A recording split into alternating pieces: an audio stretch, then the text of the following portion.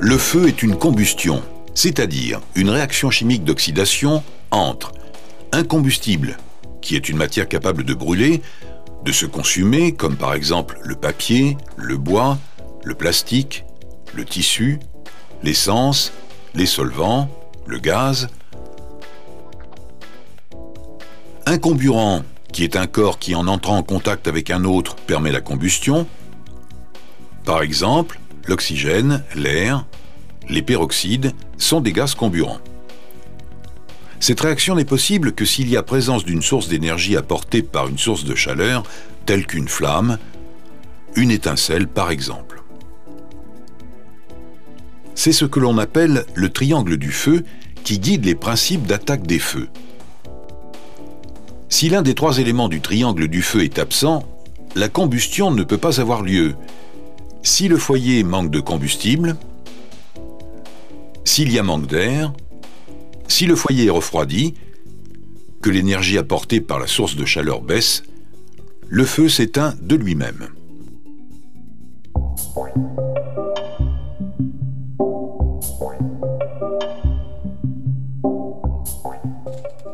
C'est la nature de la matière combustible qui détermine la classe d'un feu.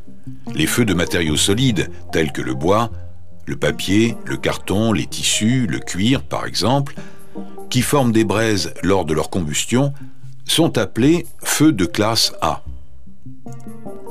Les feux de liquide ou de solide liquéfiable, tels que l'essence, le fioul, les solvants, les graisses, les matières plastiques, le caoutchouc, font partie de la classe B.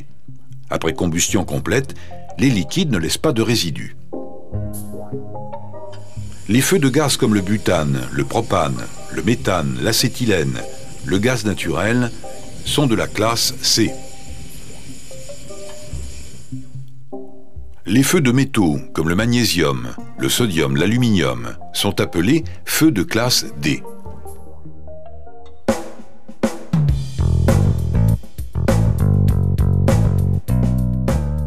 L'agent extincteur le plus utilisé est l'eau, car il est pratiquement toujours possible de s'en procurer. L'eau agit doublement sur un foyer, par une action directe en étouffant le foyer. L'eau, en recouvrant les matières combustibles, mais aussi en produisant de la vapeur, isole celle-ci de l'oxygène de l'air ambiant. Par manque de comburant, le foyer s'éteint. L'eau agit également par refroidissement. La source de chaleur diminuant, le feu s'arrête. L'eau projetée en jet plein ou jet bâton à l'aide d'une lance pénètre bien à l'intérieur d'un foyer et disperse les matériaux. Ces deux effets favorisent l'extinction d'un feu de classe A. L'eau pulvérisée augmente considérablement l'effet de refroidissement grâce à une vaporisation plus importante et à l'abaissement du rayonnement thermique. Elle est efficace sur les feux de classe A, mais aussi dans certaines conditions sur les feux liquides de classe B, en faisant baisser la température en dessous du point d'éclair. L'eau additionnée d'un produit mouillant lui permet de s'étaler encore mieux sur les combustibles. Outre le fait qu'elle abaisse la température du foyer, elle forme un écran entre l'oxygène de l'air et les combustibles. Le foyer s'étouffe, le feu s'éteint. On utilise cette eau sur les feux de classe A et de classe B. Certains produits dits émulseurs, mélangés à l'eau dans des lances spéciales, produisent de la mousse qui agit par étouffement sur le foyer. Ils sont utilisés sur les feux de classe A et B. L'eau en jet plein est à déconseiller sur les installations électriques pour des raisons d'électrisation et de détérioration du matériel. L'emploi de l'eau comme agent d'extinction est totalement interdit dans certaines industries, comme la métallurgie de l'aluminium, car les réactions chimiques avec le produit peuvent provoquer simultanément des projections de produits et des explosions.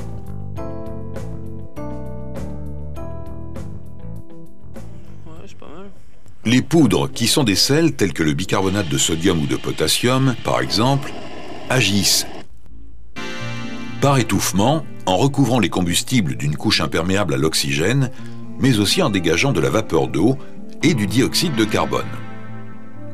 Elles agissent aussi par refroidissement car les grains de poudre absorbent de la chaleur et font baisser la température du foyer.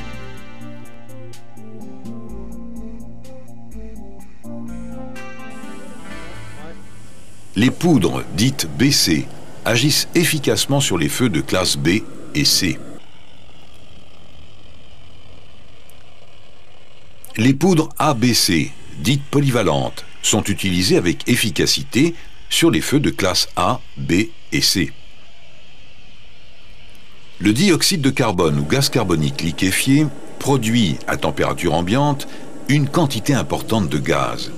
1 kg en produit 560 litres, dont un tiers se transforme en neige carbonique, qui provoque 3 effets sur un foyer. Étant projetée violemment, elle provoque un effet de souffle. En couvrant la surface du foyer, elle agit par étouffement. La neige carbonique se trouvant à basse température, environ moins 80 degrés Celsius, elle agit par refroidissement. Le dioxyde de carbone est utilisé sur les feux de classe B, mais aussi sur les feux d'origine électrique. Dans un lieu fermé, une salle informatique par exemple, l'utilisation du dioxyde de carbone comme agent extincteur en saturation totale présente des risques d'asphyxie brutale et mortelle. D'autres gaz d'extinction tels que l'inergène par exemple, qui est un mélange de gaz inertes, permettent l'extinction d'un feu avec entre autres les avantages suivants. Une absence de brouillard au moment de l'émission, un matériel exposé non détérioré. Le sable sec agit essentiellement par étouffement. Il est utile pour attaquer des feux de flaques d'hydrocarbures de classe B, un feu de métal en combustion de classe D.